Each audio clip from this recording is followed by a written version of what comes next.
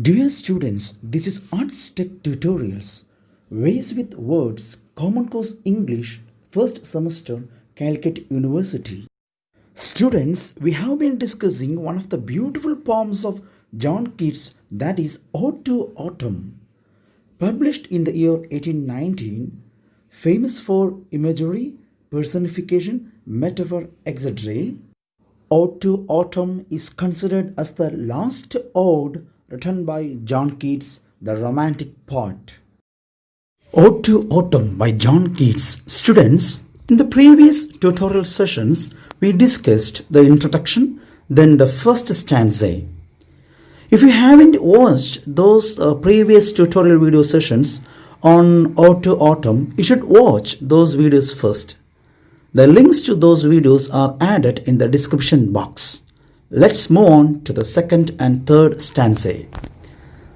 Second stanza. See, students, here autumn is compared to a woman who is doing a lot of activities. I already told you in one of my previous videos. അപ്പോൾ ഒരു സ്ത്രീയായിട്ടാണ് ഇവിടെ നമ്മുടെ ഓട്ടം സീസണെ compare ചെയ്തിരിക്കുന്നത്. അതായത് ഒരു അധ്വാനിക്കുന്ന പലതരം പണികളിൽ പലതരം പ്രവർത്തനങ്ങളിൽ ഏർപ്പെടുന്ന ഒരു സ്ത്രീയായിട്ടാണ് ഇവിടെ ഓട്ടം സീസണെ കാണാൻ സാധിക്കുന്നത്. അത് ഏതൊക്കെ രീതിയിലാണ് എന്ന് നമുക്ക് നോക്കാം. Let's continue. First 4 lines of the second stanza. Who hath not seen thee oft amid thy store? Sometimes whoever seeks abroad may find thee sitting careless on a granary floor, thy hair soft lifted by the winnowing wind. അപ്പോൾ പലരും ഈ ഓട്ടം സീസണെ ഇങ്ങനെ അന്വേഷിക്കുന്നതായിട്ട് നമുക്ക് ഈ വരികൾ വായിച്ചാൽ മനസ്സിലാക്കാൻ സാധിക്കും. അപ്പോൾ ഓട്ടം സീസൺ എവിടെയാണോ, അവിടെയാണോ, ഇവിടെയാണോ, അതായത് ഒരു സ്ത്രീയായിട്ട് കമ്പയർ ചെയ്തെന്ന് പറഞ്ഞു. അപ്പോൾ നിന്നെ അന്വേഷിക്കുന്ന പലരും കാണുന്നത്, ഓട്ടം സീസൺ അന്വേഷിക്കുമ്പോൾ കാണുന്നത് നീ ആ സ്റ്റോറിൻ്റെ നടുവിലായിട്ടിരിക്കുന്നതായിട്ട് കാണുന്നുണ്ടല്ലോ. സ്റ്റോർ മീൻസ് ഇവിടെ അതായത് ഒത്തിരി ധാന്യങ്ങളും മറ്റു ധാന്യശേഖരങ്ങളും കൂട്ടിയിടുന്ന ആ കൂമ്പാരങ്ങളുടെ നടുവിലായിട്ട് നിന്നെ കാണപ്പെടുന്നതായിട്ട് പറയുന്നു.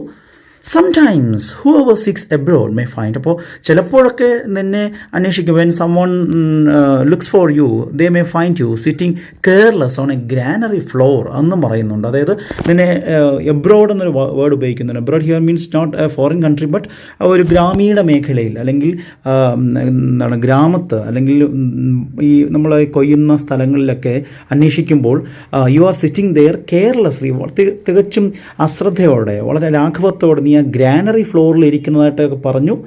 Granary floor here means actually പത്തായപ്പുര അല്ലെങ്കിൽ കളപ്പുര എന്നൊക്കെ പറയാറുണ്ട്. A store room for grains and crops, അതായത് ഫോർ സ്റ്റോറിങ് സ്റ്റോക്ക് ചെയ്ത് വെക്കാനുള്ള ഒരു പ്ലേസ് ആണ് ഗ്രാനറി. അവിടെ അത് വെക്കുമ്പോൾ തീർച്ചയായിട്ടും ഈ ക്ലൈമറ്റിൽ നിന്നും മറ്റു വെതർ ചേഞ്ചസിൽ നിന്നൊക്കെ അതിനെ പ്രൊട്ടക്റ്റ് ചെയ്ത് വളരെ ഡ്രൈ ആയിട്ട് കീപ്പ് ചെയ്യാനായിട്ട് സാധിക്കുന്ന ഒരു പ്ലേസാണ്. അപ്പോൾ അവിടെ നീ ഇങ്ങനെ ആ തറയിൽ, ആ ഗ്രാനറിയുടെ ആ ഒരു കളപ്പുരയുടെ പത്തായപ്പുരയുടെ തറയിൽ നീ ഇരിക്കുന്നതായിട്ട് പറയുന്നു. മാത്രമല്ല ഇവിടെ കാണാൻ കഴിയുന്ന മറ്റൊരു കാര്യം, your hair is actually lifted by the winnowing wind. Your soft hair, നിൻ്റെ ആ നേർത്ത മുടിയിഴകൾ അല്ലെങ്കിൽ മുടികൾ എന്ത് ചെയ്യുന്നുണ്ട്, കാറ്റത്തിങ്ങനെ പതുക്കെ ഉയർന്നു പൊങ്ങുന്നതായിട്ട് കാണാൻ കഴിയുന്നുണ്ട്, അല്ലെങ്കിൽ അങ്ങനെ കണ്ടതായിട്ട് പറയുന്നുണ്ട്. Here were called winnowing wind. Winnowing wind എന്ന് പറയുമ്പോൾ you can see a picture on this slide. First picture, സ്ത്രീകളിങ്ങനെ എന്താണ് ഈ ധാന്യത്തെ പതിൽ നിന്ന് വേർതിരിക്കുന്നത് നമുക്ക് കാണാൻ സാധിക്കും. അപ്പോൾ ഇതൊരു ആ ഒരു കാറ്റിൻ്റെ ശക്തി അനുസരിച്ചാണ് അവരെന്ത് ചെയ്യുന്നത്, ഈ ധാന്യങ്ങളെ താഴേക്ക് വീഴ്ത്തുന്നതും. അപ്പോൾ അത് വരുമ്പോൾ ആവശ്യമില്ലാത്ത ഉമി അല്ലെങ്കിൽ ഈ പറയുന്ന പതിരുകളെല്ലാം എന്ത് ചെയ്യും, കാറ്റത്ത് വേർപെട്ട് പറന്നു പോവുകയും ധാന്യങ്ങൾ, ആവശ്യമുള്ള ഗ്രെയിൻസ് എന്ത് ചെയ്യും, നേരെ താഴേക്ക് നിലത്തേക്ക് വീഴുകയും ചെയ്യും. So that process is called winnowing or to winnow. And the wind that separates the chaff from the grain is actually termed as winnowing wind. So ആ കാറ്റത്ത്, ആ വിനോയിങ് വിൻഡിൻ്റെ അടുത്ത് അല്ലെങ്കിൽ സ്ത്രീകൾ പണിയെടുക്കുന്ന ആ സ്ഥലത്ത് ഭാഗത്തായിട്ട് നീ നിൽക്കുന്നുണ്ടാകുമോ, അല്ലെങ്കിൽ നീ അവിടെ ചെയ്യുന്നുണ്ട്. ഒരു പക്ഷേ നീയും എന്ത് ചെയ്യുന്നുണ്ട്, ആ കൂട്ടത്തിൽ ഇത്തരം പ്രവർത്തനങ്ങൾ നീ ഏർപ്പെടുന്നുണ്ട്. As a winnower also. And at the same time your hair is actually lifted by the winnowing wind. Okay, so ഇവിടെ നമുക്ക് കാണാൻ സാധിക്കുന്നത് വളരെ അലക്ഷ്യമായി നിൽക്കുന്ന അല്ലെങ്കിൽ പണികളിൽ ഏർപ്പെടുന്ന, ഓരോരോ പ്രവർത്തനങ്ങളിൽ ഏർപ്പെടുന്ന ഒരു സ്ത്രീയായിട്ടാണ് ഓട്ടം സീസണെ ഇവിടെ റിപ്രസെൻ്റ് ചെയ്തിരിക്കുന്നത്. Next 3 lines. or on a half-reaped furrow sound asleep, drowsed with the fume of poppies, while thy hook spares the next swath and all its twined flowers. See, ഇവിടെ autumn season is actually doing some other activities. അതായത് പകുതി half raped ferro, പകുതി കൊയ്തെടുത്ത ആ പാടത്ത് അല്ലെങ്കിൽ അവയ്ക്കിടയിൽ നീ എന്ത് ചെയ്യാണ്, ഗാഠമായിട്ട് നിദ്ര കൊള്ളുകയാണ്. May be she is actually considered as a reaper who reaps. അപ്പോൾ ഒരു കൊയ്യുന്ന ഒരു അധ്വാനിക്കുന്ന സ്ത്രീയായിട്ട് ഇവിടെ ഓട്ടം സീസണെ ജോൺ കീറ്റ്സ് കാണുകയാണ്. But she did not complete her work. പൂർണ്ണമായിട്ടും അധ്വാനം തീർക്കാതെ ഇടയ്ക്ക് വെച്ച് നിർത്തി ഗാഠമായി ഉറങ്ങുന്ന ഓട്ടം സീസണാണ് ഇവിടെ ജോൺ കീറ്റ്സ് കാണിക്കുന്നത്. You can see a picture, a visualised picture on this slide.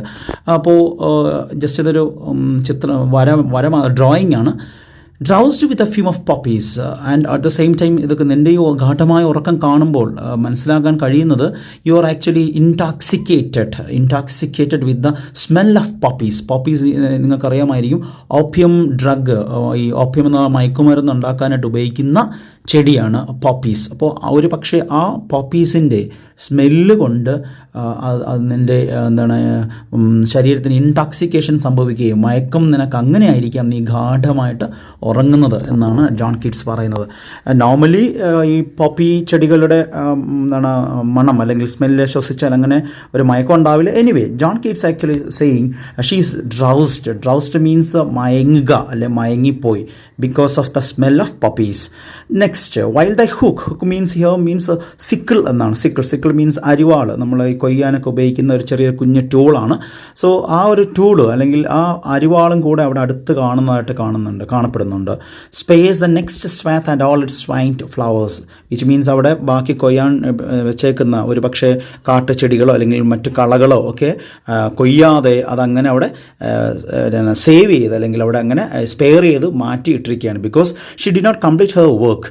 അപ്പോൾ അവളുടെ വർക്ക് കംപ്ലീറ്റ് ചെയ്യാത്തതുകൊണ്ട് ഇനിയും ഒത്തിരി കാട്ടുചെടികളോ മറ്റു കളകളും ഒക്കെ അവിടെ ഇനിയും കൊയ്യുവാനായിട്ട് അവിടെ അങ്ങനെ കിടപ്പുണ്ട്. Okay, so here we can see John Keats represented autumn, a woman who is doing an activity called reaping, and at the same time who is sleeping very soundly, very calm and quietly.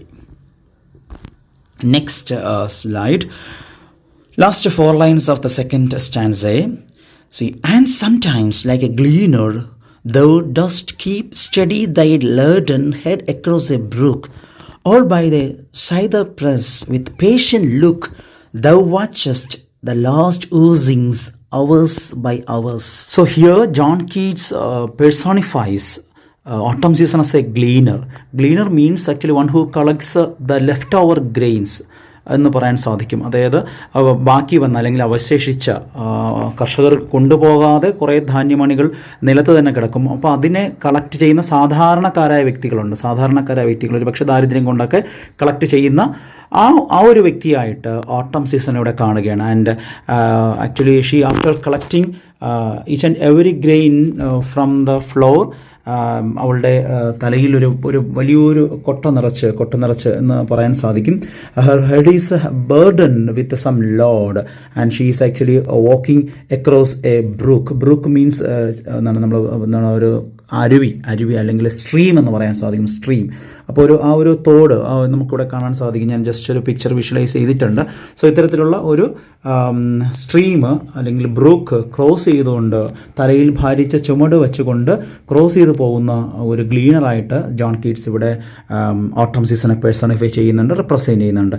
Next we see John Keats personifies as a person who is actually waiting or sitting or watching aside a machine called cyder-press, or by a cyder-press. അതായത് cyder-press is actually a machine that uses to extract juice from apples. Apple ഫലങ്ങളിൽ നിന്നും juice എടുക്കുന്ന ഒരു മെഷീനാണ് ഈ cyder-press. So അതിൻ്റെ അരികിൽ വളരെ പേഷ്യൻ്റായിട്ട് with patient look she's sitting the watching the last oozings hours by hours, മണിക്കൂറുകളായിട്ട്.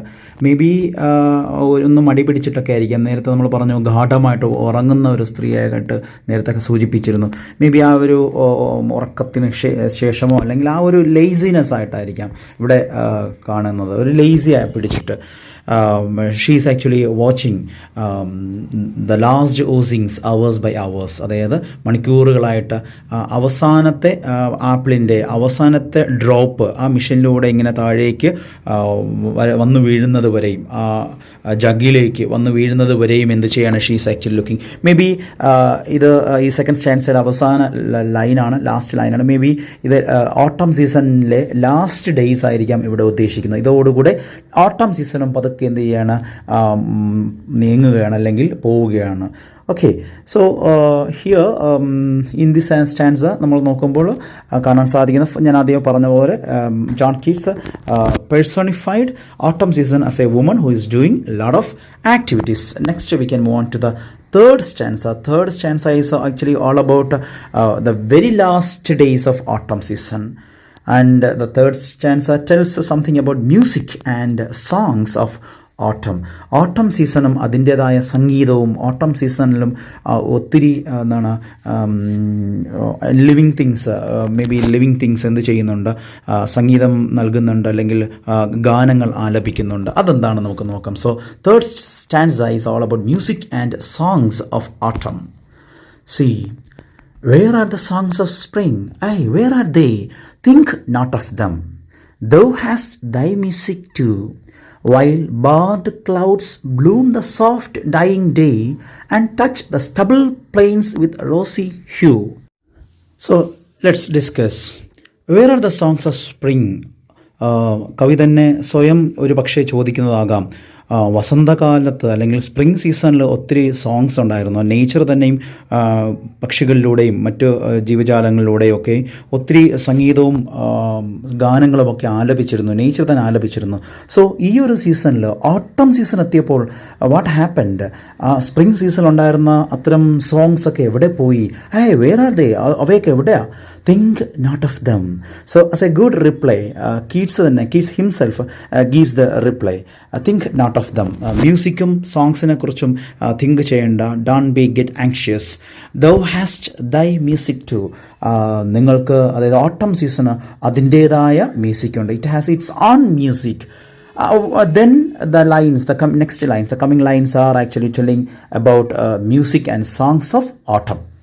While barred clouds bloom the soft dying day. അപ്പോൾ പറഞ്ഞു barred clouds. Barred means line. Barred means line എന്നാണ്. അപ്പോൾ stripped clouds അല്ലെങ്കിൽ pieces of clouds.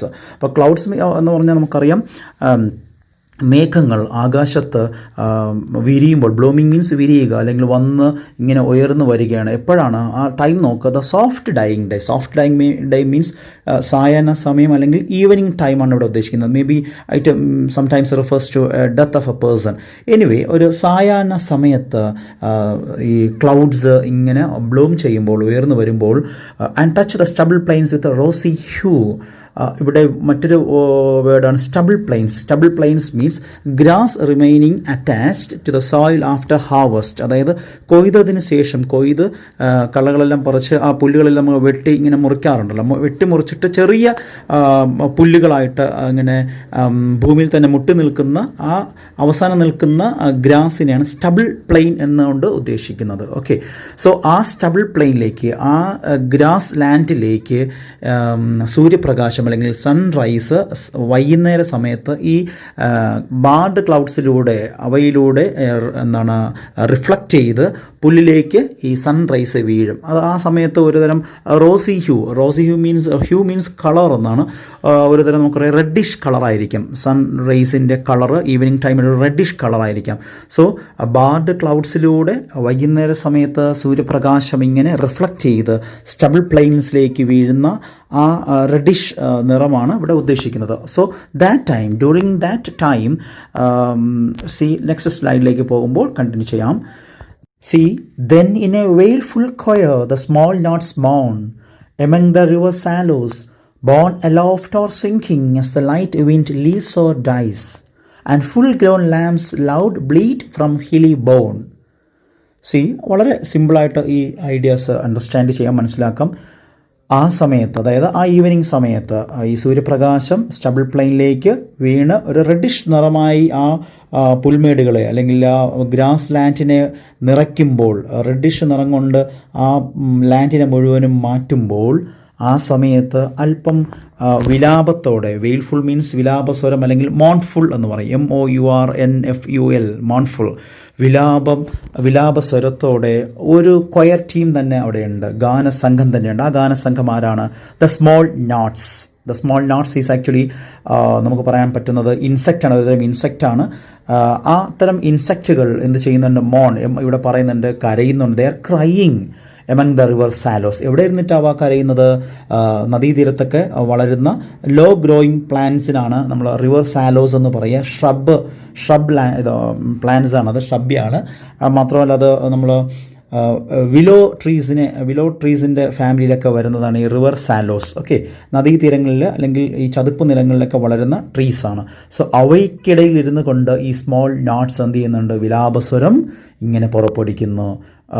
Bone aloft or sinking as the light. Okay, കാറ്റിൻ്റെ ശക്തി അനുസരിച്ച് കാറ്റ് ചില സമയം ശക്തമായിട്ട് വീശും, ചിലപ്പോൾ വളരെ വീക്കായിട്ട് ബ്ലോ ചെയ്യാറുണ്ട്. സോ അതനുസരിച്ച് എന്ത് ചെയ്യുന്നുണ്ട്? ഈ സ്മോൾ നോട്ട്സ് അവയുടെ ശബ്ദവും ഉയരുകയും താഴുകയും ചെയ്യുന്നുണ്ട്. And full grown. നെക്സ്റ്റ് ഇനി മറ്റൊരു ടീം വേറൊരിടത്ത് നിന്നും കൊണ്ട് എന്ത് ചെയ്യുന്നുണ്ട്? ഗാനം ആലപിക്കുന്നു, സംഗീതം പുറപ്പെടുവിക്കുന്നു. അവ ആരാണ്? ഫുൾ ഗ്രോൺ ലാംസ് ആണ്. നിങ്ങൾക്ക് ആ പിക്ചറിൽ തന്നെ കാണാൻ സാധിക്കും. ലാംസ് എവിടെ നിന്നാണ്? ഹില്ലി ബോൺ, ആ കുന്നിൻ മുകളിൽ നിന്നുകൊണ്ട്, കുന്നുകളിൽ നിന്നുകൊണ്ട് സംഗീതം പുറപ്പെടുവിക്കുന്നത് ഫുൾ ഗ്രോൺ ലാംസ് ആണ്. ഓക്കെ, ഈ ചെമ്മരിയാടുകളും അവിടെ നിന്ന് ശബ്ദം പുറപ്പെടുവിക്കുന്നുണ്ട്. സോ രണ്ട് ടീംസിന് ഇവിടെ പറഞ്ഞു. ഒരു team small notes, next full grown lamps. ഇനി ആരൊക്കെയാണുള്ളത്?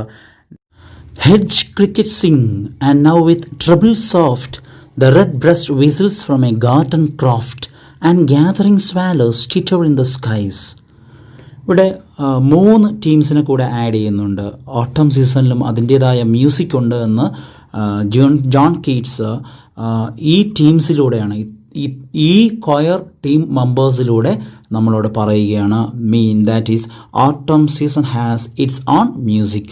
ഇവ ആരൊക്കെയാണെന്ന് നമുക്ക് നോക്കാം. Hedge crickets sing. അപ്പോൾ മറ്റൊരു ടീമാണ് ഹെഡ്ജ് ക്രിക്കറ്റ്സ്. നമുക്കറിയാം ക്രിക്കറ്റ്സ് മീൻസ് എന്താണ്? ചീവീടുകൾ, അതിൻ്റെ ഈ ചിറകുകൾ ഉപയോഗിച്ച് അത് ശബ്ദമുണ്ടാക്കുന്ന. Hedge cricket means, hedge means a fence formed by bushes and shrubs. അതായത് വേലികൾ, ഈ ചെടികൾ കൊണ്ടൊക്കെ നമ്മൾ ഉണ്ടാക്കുന്ന ഒരു തരം ബൗണ്ടറി ലൈൻ അല്ലെങ്കിൽ മതിൽ പോലുള്ളതാണ് ഹെഡ്ജ് എന്ന് പറയുക. ആ വേലിക്കരികിൽ നിന്നുകൊണ്ട്, വേലികൾ ഇരുന്നു കൊണ്ട് ചീവീടുകൾ ശബ്ദമുണ്ടാക്കുന്നുണ്ട്. നെക്സ്റ്റ് ജോൺ കീറ്റ്സ് പറയുന്നത് the red breast whistles from a garden craft. Red breast is actually A bird just like Robin എന്ന് പറയുന്ന ഒരു കുഞ്ഞു പക്ഷികൾ. യൂറോപ്യൻ കൺട്രീസിലൊക്കെ കാണുന്ന കുഞ്ഞു പക്ഷികൾ, ഒരുതരം കുഞ്ഞു പക്ഷികളെയാണ് റോബിൻ ബേർഡ്സ് എന്ന് പറയുക. സോ ഈ ബേർഡിൻ്റെ ചെസ്റ്റ് ഭാഗത്ത് റെഡിഷ് കളറായിരിക്കും. So it is termed as red breast. So അവയും ശക്തമായിട്ട് എന്ത് ചെയ്യുന്നുണ്ട്? ശബ്ദിക്കുന്നുണ്ട്. വിത്ത് എ ട്രബിൾ സോഫ്റ്റ് എന്ന മുന്നത്തെ ലൈനിൽ പറയുന്നുണ്ട്, which means in high pitch. ആ ഒരു ഉയർന്ന ശബ്ദത്തിൽ അവ എന്ത് ചെയ്യുന്നുണ്ട്? ശബ്ദിക്കുന്നുണ്ട്. എവിടെ ഇരുന്നിട്ടാ? From a garden croft. Garden croft is actually just like a kitchen garden. നമ്മൾ വീടിന് വേണ്ടിയിട്ട് നമ്മൾ എന്താണ് സംരക്ഷിക്കുന്ന കിച്ചൺ ഗാർഡനാണ് ഗാർഡൻ ക്രാഫ്റ്റ് എന്ന് പറയുന്നത്. സോ അവിടെ ആ ഒരു ഗാർഡനിൽ ഇരുന്നു കൊണ്ട് അവ എന്ത് ചെയ്യുന്നുണ്ട്? ഗാനം ആലപിക്കുന്നുണ്ട്. And gathering swallows are actually small birds. അതും ഈ നേരത്തെ പറഞ്ഞതുപോലെ റെഡ് ബ്രസ്റ്റ് പോലെ സ്മോൾ ബേർഡ്സ് തന്നെയാണ്. So when they gather in the skies, they make some sound. That is actually tittering sounds of birds, chirping sound. അപ്പോൾ അത്തരത്തിലുള്ള sound, അവയ്ക്ക് കഴിയുന്ന സൗണ്ട് അവ എന്ത് ചെയ്യുന്നുണ്ട്?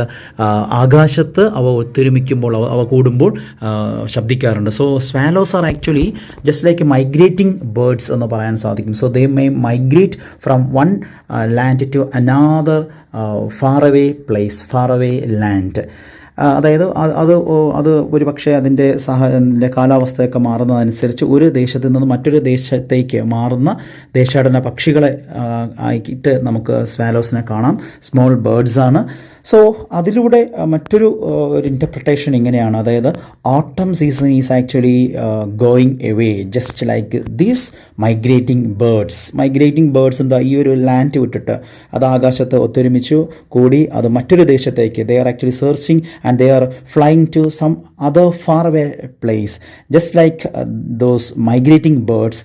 Autumn season is also going away from that particular area, from that particular land. Okay, so that's all about the third stanza. So third stanza പേടിക്കേണ്ടതില്ല, we have our own music എന്ന് ഓട്ടം തന്നെ പറയുകയാണ് John കിറ്റ്സിലൂടെ. So ഒത്തിരി coir team members നമ്മൾ കണ്ടു. Starting from small knots, then full grown lambs, then hedge-crickets, then red-breast, then swallows. അപ്പോൾ ഇത്തരം ഈ കൊയർ അംഗങ്ങളിലൂടെ autumn season is abundant with music and songs. Okay, so here ends the whole poem Ode to Autumn. അതോടെ I hope that all of you have understood or got some idea regarding the poem. നിങ്ങൾ ഒരു കാര്യം ചെയ്യുക, previous tutorial video sessions കൂടെ ഒന്ന് just കാണാൻ ശ്രമിക്കുക, so that you will get more ideas. And ആ വീഡിയോസിൻ്റെ വീഡിയോ ലിങ്ക്സ് ഞാൻ ഡിസ്ക്രിപ്ഷൻ ബോക്സിൽ തന്നെ കൊടുത്തിട്ടുണ്ട്. Okay, so have a nice learning experience. Thank you. Bye.